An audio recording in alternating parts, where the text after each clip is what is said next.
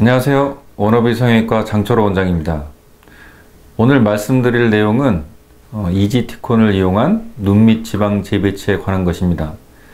많은 분들이 눈밑 지방 재배치에 대해서 궁금해하고 그 수술을 받기를 원하는 분들이 많은데, 이 수술에 대해서 정확히 어떤 수술인지 궁금해하시는 분들도 많고, 또 이지티콘이라는 이름도 좀 생소한데, 이지티콘이라는 것을 이용해서 내부 고정을 하는 게 어떤 중요도가 있고 어떤 의미가 있는지, 이런 부분에 대해서 그동안 학술 대회에 제가 발표했던 내용들, 그리고 국제 저널에 게재되었던 내용들을 바탕으로 해서 제가 좀 더 어려운 부분일 수 있지만 최대한 알기 쉽게, 그리고 이 부분에 대해서 조금 더 면밀하고 정확하게 이 전문적인 지식을 전달해 드리려고 오늘 이 동영상을 촬영하게 되었습니다. 그럼 이제 제가 프리젠테이션을 통해서 그런 내용들을 말씀드리도록 하겠습니다. 그래서 오늘 말씀드릴 주제는 결막 절개 지방 재배치 시에 이지티콘을 사용한 내부 고정법입니다. 내용이 좀 더 다소 어려울 수 있지만 제가 최대한 쉽게 설명해 드리려고 노력하겠습니다. 전통적인 피부 절개 하안검 성형은 가장 많이 하고 있는 수술이기도 하고, 과거에서부터 지금까지 눈밑 주름, 그리고 눈밑 지방 돌출, 눈물 고랑에 대해서 아직도 많이 하고 있는 수술입니다. 이 방법은 절개를 피부 아래로 눈구석부터 앞쪽까지 길게 피부를 절개해서 처진 피부를 제거하고, 그리고 튀어나온 지방을 눈물고랑 아래로 재배치하고, 그리고 처진 근육은 당겨주고, 이런 다양한 수술 과정으로 이루어졌는데, 이 수술 후의 결과를 보면 눈밑 주름이나 눈물고랑, 지방 돌출 많이 좋아졌는데, 문제는 눈밑이 너무 좀 약간 인위적인 느낌이 좀 날 수 있다는 거죠. 주름이나 이런 건 다 개선이 됐지만 눈이 너무 약간 좀 평평해지면서 애교가 좀 많이 사라지고 좀 차가운 느낌을 좀 줄 수 있다는 그런 단점이 있습니다. 또한 전통적인 피부절개 하안검 성형의 부작용으로 우리 의사들도 좀 걱정하고 환자분들도 걱정할 수 있는 부작용은 눈 밑에 있는 알륜근이라는 근육이 수술 중간에 좀 다쳐서 좀 구축이 오거나 하면 이렇게 눈 밑으로 좀 당겨지는 느낌, 그리고 오른쪽에 뒤집어졌다고 많이 표현하는데, 결막이 노출될 정도로 피부가 아래로 당기는 현상. 물론 이런 부분은 숙련된 어떤 성형외과 전문의의 어떤 술기로 인해서 대부분 미연에 방지가 가능하지만 어느 정도 리스크가 좀 있기 때문에 상당히 주의와 고도의 좀 숙련된 어떤 기술이 좀 요구되기도 합니다. 그래서 이러한 대표적인 부작용을 이제 피하기 위한 어떤 개선점으로 결막 절개를 통해서 지방 재배치하는 방법이 나오게 되었는데요. 결막 절개로 하안검 성형을 하게 되면 피부나 근육의 손상을 피할 수 있기 때문에 눈 밑에 애교가 이렇게 잘 보존되고 매우 느낌이 좀 자연스럽고 눈밑 당김이나 안검 외반 등의 부작용을 피할 수 있게 됩니다. 보통 우리가 눈물고랑 변형이라고 하는 것은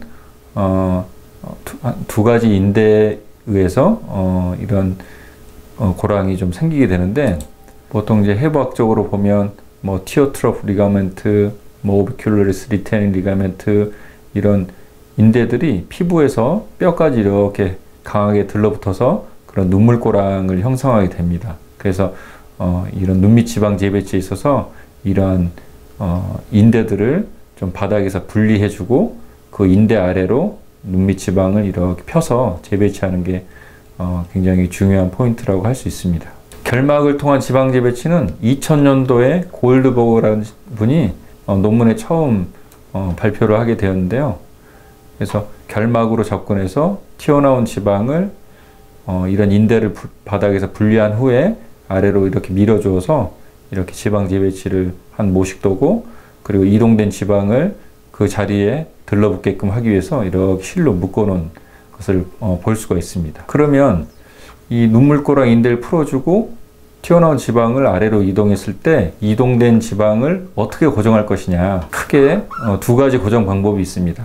기존의 내부 고정 방식이라고 하면 이동된 지방을 눈물꼬랑 아래로 쭉 내려주어서 방리된 공간에서 이렇게 바로 직접 실로 고정하는 거고, 외부 실 도출 방식은 지방을 실로 묶어줘서 바늘로 바깥쪽으로, 피부 바깥쪽으로 뺀 뒤에 테이핑을 이렇게 붙입니다. 그래서 이 테이핑을 한 5일에서 7일 정도 붙이고 난 후 이 안에서 충분히 들러붙었다는 가정하에 한 5일에서 7일 후에 이 실과 테이핑을 바깥쪽에서 제거하는 방식입니다. 크게 이 두 가지 고정 방식이 있는데요. 제가 학회 발표나 논문 작성을 위해서 해외 논문들을 쭉 리뷰를 해봤는데, 대부분의 저자들이 내부 고정 방식보다는 외부 실 도출 방식을 사용하고 있었습니다. 그러면 내부 고정 방식보다 외부 실 도출 방식이 더 우수한 거냐? 그렇지는 않습니다.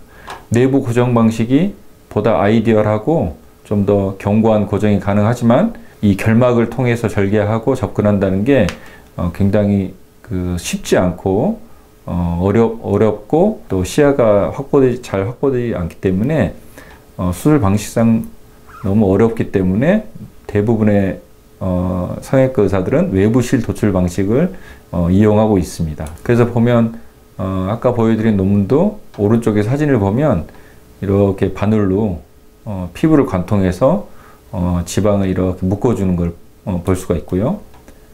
또 다른 논문에서도 보면 이게 눈밑 지방인데 지방을 바깥쪽으로 이렇게 꺼즈에 실을 묶어서 외부에 고정하는 방식으로 수술한 것을 알 수 있습니다. 마찬가지 또 다른 논문인데, 마찬가지로 이동된 지방을 바깥쪽으로 실로 빼내어서 오른쪽 사진과 같이 이렇게 고정하는, 그럼 이거를 한 5일에서 7일 정도 이렇게 바깥쪽에 실로 묶고 이렇게 다녀야 되는 그런 번거로움이 있겠죠. 이 논문도 마찬가지로 바깥쪽으로 바늘을 빼서 실로 이렇게 묶어주는, 이동된 지방을 바깥쪽에서 고정하는 방식을 보여주고 있습니다. 그럼 각 방식의 장단점을 좀 알아야 되는데요. 내부 고정 방식, 그러니까 바로 이동된 지방을 아래쪽으로 끌어내려서 아래쪽에서 고정하는 방식은 당연히 이 실이 녹는 데까지 보통 2달에서 3달 정도가 경과되기 때문에 그 기간 동안에 충분히 이 지방을 잡아주게 됩니다. 따라서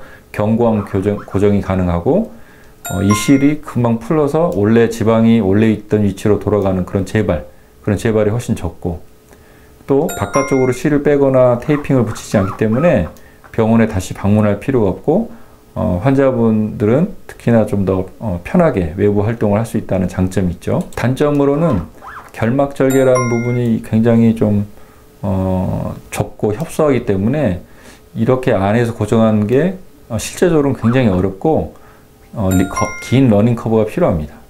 또 절개를 보통 한 20mm 정도 굉장히 좀 길게 해야 이 안쪽이 보이기 때문에 긴 결막 절개로 인해서 흉터 구축이 생길 수 있고 결막 부종, 그리고 거기에 따른 긴 회복 기간이 좀 필요하겠죠. 또한 다이렉트하게 결막으로 접근해서 고정을 하는데 최대한 아래까지 내려서 고정해야 함에도 불구하고 실제적으로는 접근 각도상 이 가장 아랫부분에 고정되기보다는 조금 더 위쪽에 고정되기 쉬워서 이상적인 위치에서의 고정이 실제적으로는 좀 어렵다, 이런 단점이 있습니다. 외부 실 도출 방식은 기술적으로는 보다 쉽습니다. 왜냐하면 안에서 고정하지 않고 바늘로 바깥쪽으로 빼서 실로 테이핑을 하면 되기 때문이죠. 그리고 짧은 결막 절개로 가능하다. 그리고 아까 말씀드린 대로 지방을 충분히 아래쪽까지 내려서 고정이 가능하다, 이런 장점이 있습니다. 단점으로는 이 실과 테이핑을 보통 제가 5일에서 7일 후에 제거한다고 그랬죠. 바깥쪽으로 실을 당겨서 제거하는 방식인데, 그 사이에 여기에 유착, 들러붙어야 되는데도 불구하고 여기에 잘 들러붙지 않거나 여기에 긴장이 많이 가해져서 지방이 원래 위치로 좀 돌아갈 수 있는 어떤 재발의 가능성이 있다.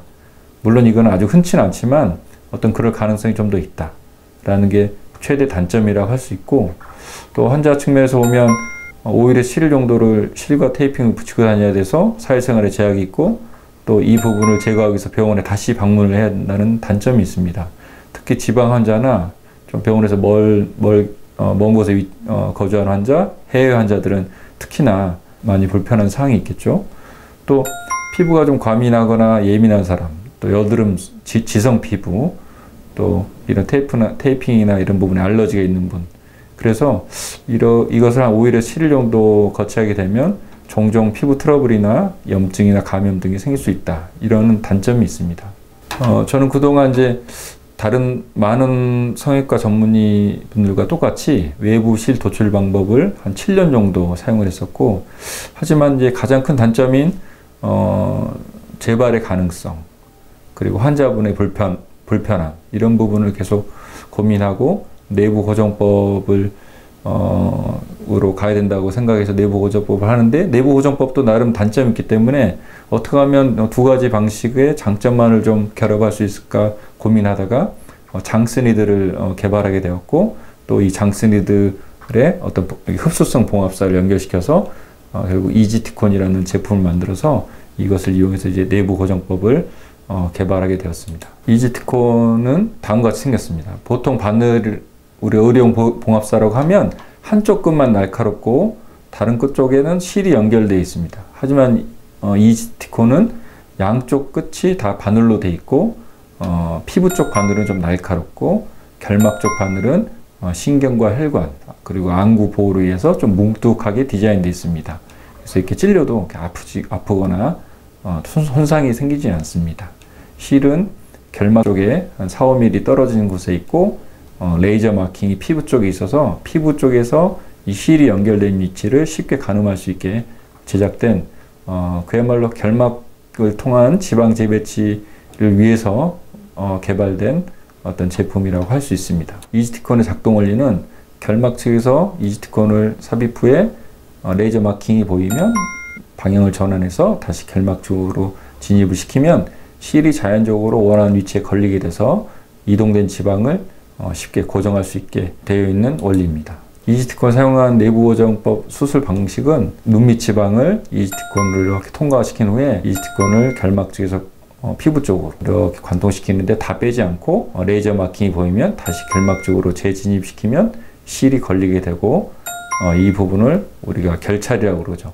타이를 하게 되면 지방이 충분히 하강해서 박리된 공간 아래로 이렇게 내려가서 눈물코랑이 개선되고 튀어나온 지방은 들어가고 단단하게 이렇게 내부 고정이 되게 되는 방식입니다. 장스니들과 이 장스니들을 통한 결막 지방 재배치의 내부 고정법은 제가 PRS 글로벌 오픈 논문에 2017년 9월에 게재해서 소개를 하게 되었습니다. 그리고 이번에 제가 그 방법을 처음 개발해서 학계에 발표를 하였고, 그 이후로 계속 이지티콘을 이용해서 경결막 지방 재배치 수술을 계속 하게 되었는데, 우리가 원리상으로는 당연히 이지티콘을 이용한 내부 고정법이 훨씬 우위에 있는 것을 알고 있지만, 그럼 임상적인 결과는 어떨 것인가, 임상적인 결과는 어떤 차이가 있을까라는 부분을 제가 비교 연구 결과를 하였습니다. 제가 한 7년간은 외부실 고정법을 사용하였고, 그 뒤로 한 4년 정도를 이지티콘을 이용한 이제 내부 고정법을 사용해서 수술을 하였는데, 그 각각 환자에 대해서 후형적으로 수술 전후 사진을 비교해 가면서 환자의 부작용이나 합병증, 수술 결과에 대해서 비교 연구를 하게 되었습니다. 여기에 대한 비교 연구 결과를 SCI 저널인 Aesthetic Plastic Surgery의 2020년 10월호에 제가 논문을 내서 게재가 되었습니다. 또한 이 내용은 성형외과 학회에서 가장 큰 학회 중에 하나인 미국의 플라스틱 서저리 더 미팅, 샌프란시스코에서 올해 열린 이 학회에서 올해는 코로나 관계로 인해서 버추얼로 열리게 되었는데, 이 학회에서 제가 내용을 더 프리젠테이션을 했습니다. 국내에서는 가장 큰 학회가 플라스틱 서저리 플라스틱 앤 리컨스트럭트 서저리 코리아 2020 이 학회인데, 이 학회에서도 인더스트리얼 세션에서 같은 내용을 제가 이제 발표를 하였습니다. 환자와 연구 방법에 대해서 말씀드리면, 2010년부터 2019년까지 경결막 지방 재배치 1119 케이스를 비교 연구를 하였는데, 그 중에 경과 관찰을 한 달 이상 경과 관찰된 환자분을 분류를 했더니 545명이 최종 분석에 포함되었고, 그 중에 152 케이스는 눈밑 처짐이 있어서 외측 부분절개 당김술을 병행을 하였습니다. 통계 분석 기법은 다음과 같습니다. 그래서 후양적 코호트 비교 연구를 하게 되었고, 그룹 1은 2010년부터 2016년까지 외부실 고정법을 제가 이용해서 수술한 환자들 총 211명, 그룹 2는 2016년 8월부터 2019년 5월까지 이지티콘을 이용한 내부 고정법 이용해서 수술한 환자 334명을 대상으로 비교 분석을 하였습니다. 이 눈물꼬랑의 정도는 바톤 그레이딩 시스템이라고 이 눈물꼬랑의 정도를 분류한 그레이딩이 있습니다. 0부터 1, 2, 3 이렇게 돼 있고, 이런 바톤 그레이딩 시스템을 수술 전에 평가하고 수술 후에 한 달 이상 경과된 환자에 있어서 그레이딩을 평가해서 얼마나 나아졌는지를 분석하게 됩니다. 각 그룹 코호트 1과 코호트 2의 기본 환자 데모그래픽과 수술 전 그레이드를 비교를 한 표입니다. 평균 나이는 34.2세, 그리고 남성보다 여성이 훨씬 많았고, 평균적으로 한 70일 정도 팔로우업 기간이 있었고, 양측을 비교해 보면 수술 전 그레이드는 당연히 좀 2와 3, 좀 심한 정도가 많았습니다. 코호트 1과 코호트 2의 어떤 나이와 성별, 그리고 수술 전 눈물꼬랑 변형의 심한 정도는 P-밸류를 보면 통계학적으로 차이가 없다는 걸 알 수 있습니다. 수술법에 대해서 제가 말씀드리겠습니다. 이 방식은 제가 과거에 외부 실 도출 방식으로 하는 방식인데, 다음과 같이 눈밑 지방을 이렇게 실로, 이건 녹는 실입니다. 실로 이렇게 묶어서 총 3군데로 바깥쪽으로 이렇게 빼내게 되는데요. 지금 이제 눈밑 지방을 내측 지방과 중앙 지방을 이렇게 묶어주고 있는 그런 장면입니다. 요즘에는 이제 본인이 받는 수술법에 대해서 좀 더 정확하게 알고 싶어 하시는 분들이 많아서, 사실 조금 보면 좀 무섭고 징그럽고 이렇게 생각할 것 같은데, 생각보다는 그렇게 생각하지 않는 분들도 꽤 많으신 것 같아요. 다음과 같이 이제 바늘을 요 박리된 공간 아래로, 지방을 아래로 충분히 내려주기 위해서 이제 아까 묶었던 그 실을 이제 바깥쪽 이런 식으로 관통시켜서 빼내게 됩니다. 그래서 여기를 이제 테이핑으로 이렇게 고정하게 되는데, 그냥 붙이면 쑥 빠질 수 있으니까 위아래로 이렇게 교차하면서 테이핑을 붙이게 됩니다. 그래서 이 테이핑을 이제 한 5일에서 7일 후에 이 테이핑을 이제 제거하죠. 다음은 이지티콘을 이용한 이제 내부 고정 방식인데, 원리는 거의 흡사합니다. 우선 지방을 이렇게 관통시킨 후에 이미 박리해 놓은 공간 아래로, 제가 이 표시한 게 눈물꼬랑 인대인데, 이 인대를 지나서 저기 레이저 마킹이 보이면 바늘을 살짝 틀어서 다시 결막 쪽으로 이렇게 진입을 시키면 실이 자동으로 안쪽에 고정이 돼요. 그래서 이거를 안쪽에서 묶어주기만 하면 지방이 이 아래쪽으로 하강, 밑으로 내려가서 단단하게 고정이 됩니다. 이 실이 평균 다 녹는 기간은 보통 한 2달에서 3달 정도 소요되는데, 외부 실 도출 방식은 일주일 후에 실을 빼는 방식이고, 이거는 한 2-3달 정도 실이 안에서 이렇게 붙잡고 있다고 보면 당연히 내부에서 이렇게 고정하는 방식이 훨씬 견고하고 재발이 적겠다라는 것은 직관적으로 알 수 있는 사항입니다. 다음같이 또 중앙지방과 내측 지방 같이 묶어서 지방을 우선 통과시킨 후에 제가 이미 박리했던 바닥에서 떨어뜨려 놓은 아래 공간으로 이렇게 바늘을 빼내고, 이걸 다 빼내지 않고 방향을 틀어서 안쪽으로 다시 이렇게 밀어넣게 되면 실이 제가 원하는 위치에 걸리게 돼서, 이거를 이제 우리가 의학적으로는 타이라고 그러는데요. 이렇게 몇 번 묶어주면 매듭이 생겨서 그 아랫 방향으로 단단하게 이제 고정이 되는 방식입니다.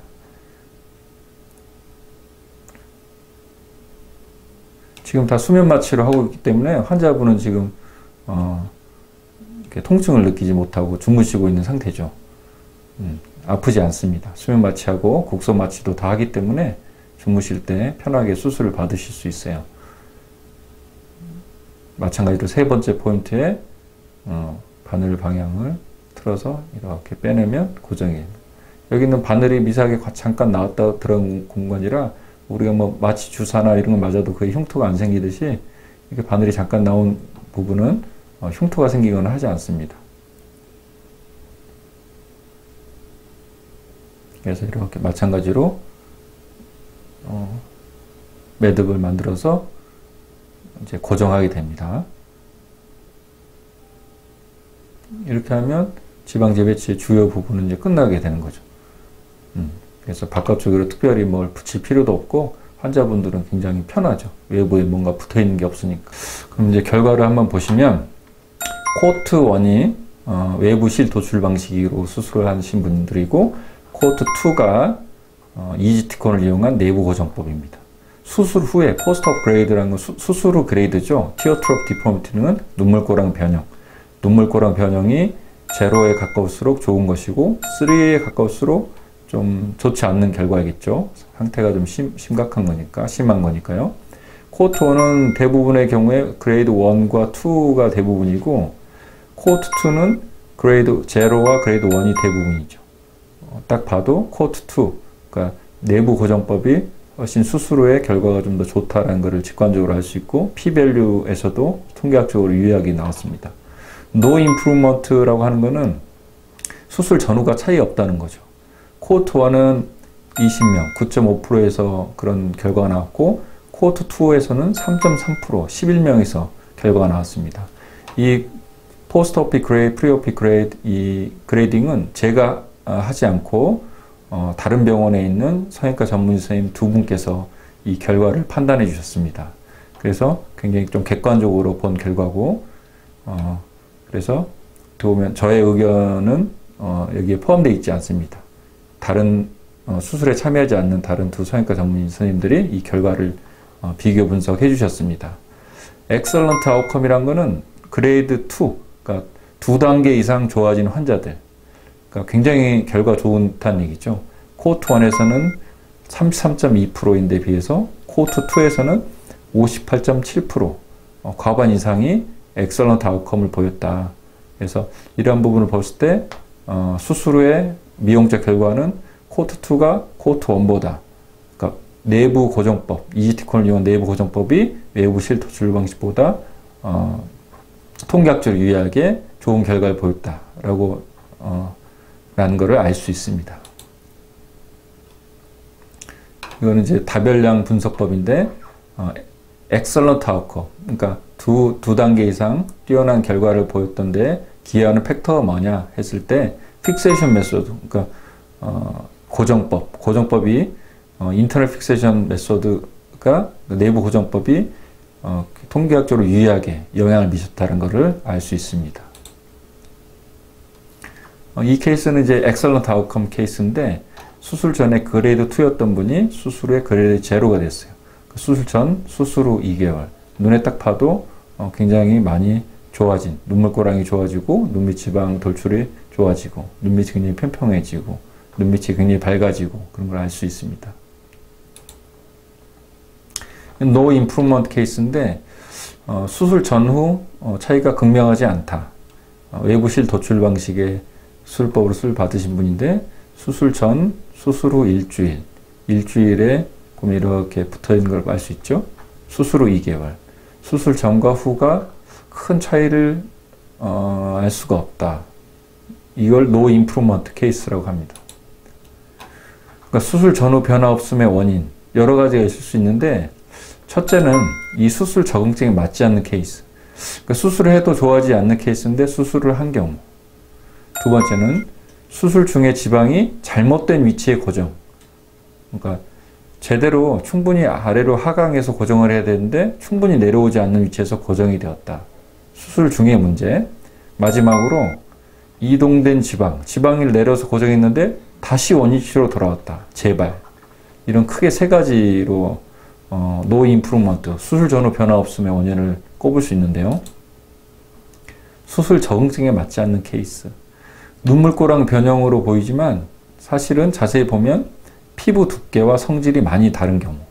그러니까 이 아래 눈꺼풀 쪽은 피부가 굉장히 얇고 굉장히 부들부들하고 그리고 색깔이 좀 어두운 반면에 이 코에 가까운, 뺨에 가까운 이 아래쪽의 피부는 굉장히 두껍고 그 다음에 텍스처가 좀 거칠고 그리고 좀 밝은 색깔.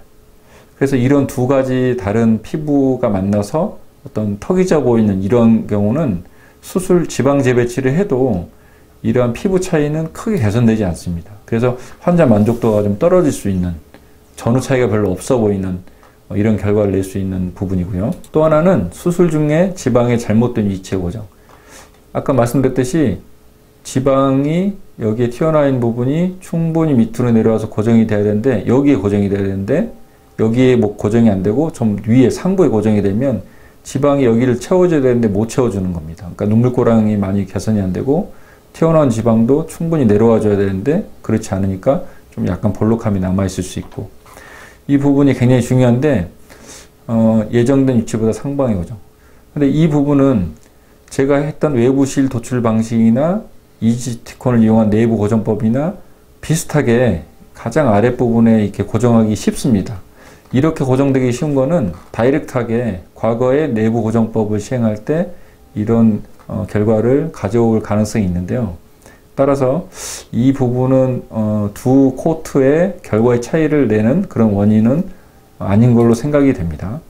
그리고 마지막 원인으로는 이동된 지방이 다시 원위치로 돌아온 경우, 이게 아마 제 생각에는 주된 원인으로 생각이 됩니다. 외부실 도출 방식에서 재발의 원인, 이 부분이 가장 크리티컬한데 실로 이렇게 바깥쪽으로 빼서 이렇게 붙여놨는데 테이핑과 실을 제거했으면 요 지방이, 이동된 지방이 여기에 그대로 있어야 되는데 여러 원인이 있습니다. 첫째는 이 경막, 지방을 싸고 있는 막에 지나친 긴장, 원래 위치로 회귀하려고 하는 힘, 장력과 긴장이 있는 상태에서 주변 조직과 유착, 들러붙은 거죠. 이렇게 들러붙어야 되는데 충분히 들러붙지 않는 현상, 개인차가 있습니다.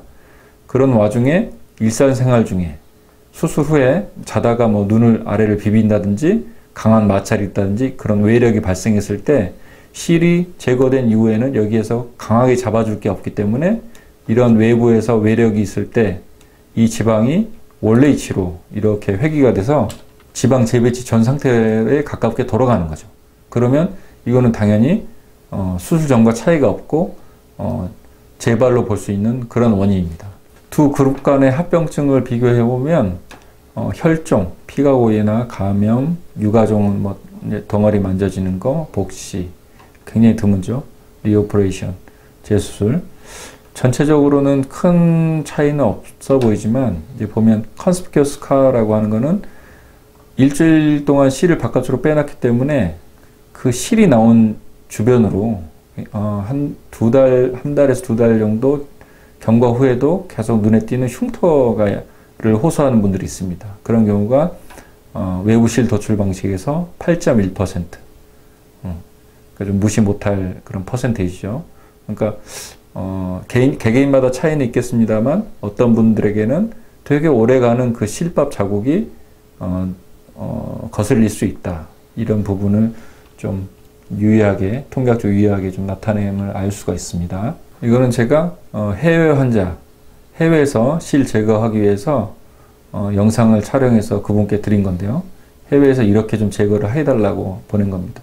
다음과 같이 한 5일에서 7일, 일주일 정도 후에 병원을 방문해서 이런 식으로 테이핑을 제거하고 실을 당겨서 실을 제거합니다. 그러면 당연히 잡아주는 건 없죠. 방금같이 외부에 이렇게 실이 나온 주변에 염증이나 이런 피부 알러지 같은 게 좀 보일 수가 있습니다.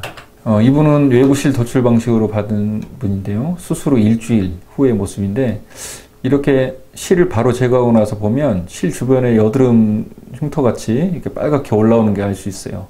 그래서 연고를 지금 발라놓은 상태인데 이 흉터는 당연히 개개인마다 차이가 큽니다. 그러니까 오일리하고 피부에 지성 피부고 여드름 피부고 예민하고 그럴수록 이렇게 실 주변으로 염증이 나타날 확률이 높고, 이런 식으로 염증이 나타나면 수술의 5주째 사진이죠. 한 달 지나서도 이렇게 자세히 보면 이렇게 빨갛게 어떤 실이 관통됐던 자국이 이렇게 눈에 띄임을 알 수 있어요. 그래서 좀 예민하신 분들은 이런 것도 좀 상당히 신경이 쓰인다고 좀 컴플레인을 하십니다. 케이스를 보면 이제 수술 전후죠. 지방제 배치는 이런 수술이다. 전후를 보면 알 수 있습니다. 눈밑이 좀 평평하게 해서 그늘지는 걸 해소해서 눈밑을 밝게 보이게 하는. 위가 전이고 아래가 후. 위가 전이고 아래가 후. 눈밑이 훨씬 평평해지면서 보기 좋게 됐죠. 이거는 눈 밑에 피부 처짐이 있는 경우에 결막으로 지방제 배치하고 피부 절개를 부분만 해서 눈 밑에 애교살을 보존하면서 굉장히 자연스럽게 눈밑 당김술을 시행한 모식도인데요. 제가 PRS 코리아 2018년에 우수구현 발표 선정돼서 했던 발표 내용인데, 그 방식으로 수술 받으신 분들은 기존의 하안검, 피부 전체 절개 하안검보다 훨씬 자연스럽고 눈밑 애교도 보존되고 인상이 굉장히 좀 편해 보이는 걸 알 수 있습니다. 마찬가지로 부분 절개하고 지방제 배치, 결막을 통해서 애교가 잘 보존되고 굉장히 앳돼 보이는, 그리고 좀 애교살이 보존되니까 훨씬 자연스러워 보이는 모습을 알 수 있죠. 이분도 마찬가지로 지방제 배치하고 부분 절개 당김술, 애교살이 굉장히 좀 더 강조돼 보이고 굉장히 자연스러운 모습이죠. 그래서 눈밑 뒤집어짐이나 당김술, 안검외반 이런 합병증은 없습니다. 그동안 말씀드린 내용을 이제 종합해 보면 기존의 내부 고정법은 장단점이 보면 장점은 경관 고정이 가능하고 재발률이 낮고 병원에 다시 볼 필요 없다. 이런 굉장히 큰 좋은 장점이 있는데, 단점은 길쭉오름이 어렵고 러닝 커브가 필요하고 결막을 길게 절개해서 흉터 구축이나 오래가는 결막 부종이 생길 수 있고, 지방이 좀 덜 이상적인 위치, 그러니까 충분히 아래로 내려서 고정하기 어렵다. 이런 부분들. 외부실 도출 방식은 가장 많이 사용하고 있는 방식인데, 과거에 이건 기술적으로 쉽기 때문에 또 결막 절개를 짧게 해도 되고 지방을 충분히 아래로 내려서 고정이 가능하고 해서 이거 가장 많이 사용했으나, 가장 크리티컬하게 가장 큰 단점은 재발 가능성이 좀 더 있다. 그리고 환자 측면에서 보면 실과 테이핑을 외부에 오일에 실을 붙이고 다녀야 되니까 사회생활에 좀 제한이 있고, 또 병원에 다시 그걸 제거하기 위해서 방문해야 되고, 실 테이핑 뺀 자국 부위에 피부 트러블 인의 염증, 감염, 그걸로 인해서 오래가는 흉터, 실밥 흉터 이런 것 때문에 좀 불편함을 겪을 수 있다. 이런 단점이 있습니다. 제가 개발한 이지티콘을 이용한 내부 고정법, 이거는 위아래 기존 내부 고정법의 어떤 장점, 경관 고정, 낮은 재발률, 병원 다시 볼 필요 없고 피부 태핑 볼스도 불필요한, 그리고 외부실 도출 방식처럼 짧은 결막 절개, 짧은 결막 절개는 곧 좀 빠른 회복으로 연결되죠. 그리고 충분히 지방은 이상적인 위치로 고정이 가능하고, 이건 이제 성형외과 전문의들만 아는 말이지만 골막상 방지에서도 문제없다. 이런 부분들. 그래서 기존 내부 고정법과 외부실 도출법의 장점만을 모은 굉장히 좀 우선 방식이라고 말씀드릴 수 있습니다. 제가 개발한 이 이지티콘은 현재 13개국의 특허가 출원됐고, 그 6개국, 우리나라, 미국, 중국, 일본, 대만, 러시아의 각 특허와 실용신안, 디자인권을 획득한 상태입니다.